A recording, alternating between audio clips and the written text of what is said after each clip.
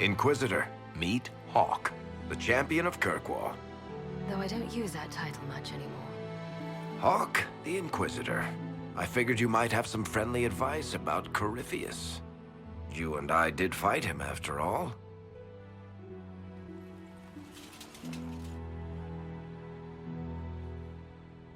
Impressive view. Reminds me of my home in Kirkwall. I had a balcony that overlooked the whole city. I loved it at first. But after a while, all I could see were the people out there depending on me. You're lucky it was just a single city. I've got half of Thedas. You're doing everything you can to protect them.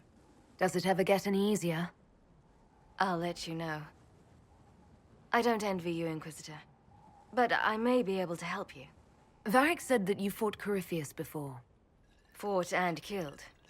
The Grey Wardens were holding him, and he somehow used his connection to the Darkspawn to influence them.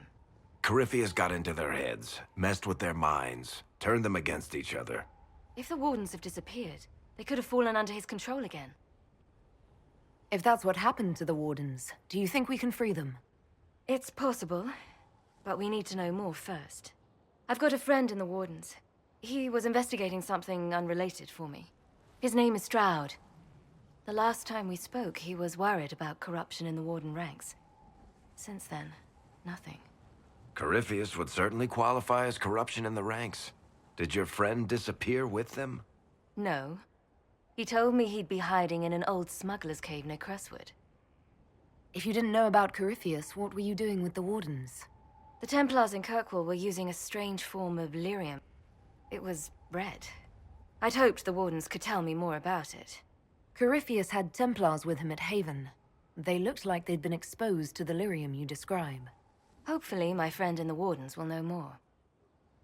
I appreciate the help. I'm doing this as much for myself as for you. Corypheus is my responsibility. I thought I'd killed him before. This time I'll make sure of it. Inquisitor. You said you thought you killed Corypheus. The Grey Wardens had him imprisoned. They used my father's blood in a ritual to seal Corypheus inside. But he could still reach out and influence the Warden's thoughts. He sent them after me. And I didn't just think I killed him. When the fight was done, he was dead on the ground. Maybe his tie to the Blight somehow brought him back, or maybe it's old Tevinter magic, but he was dead, I swear it.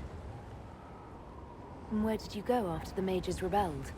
I heard the Chantry might be sending an exalted march to Kirkwall to put down the rebellion. I hoped that leaving would save lives and force the Divine to divide her forces to come after me. As it turned out, I needn't have bothered. All the circles started rising up, and the exalted march never came. I'd like to know more about Anders.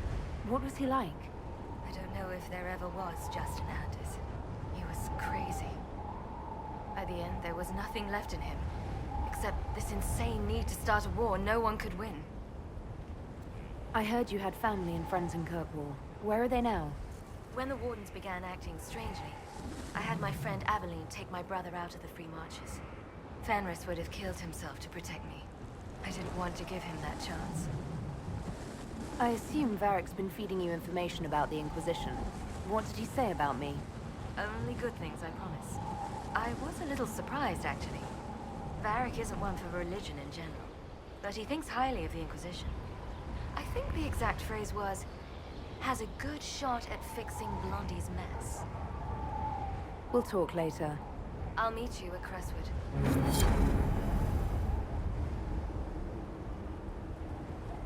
Let me know if you have any other questions. Otherwise, I'll meet you at Crestwood.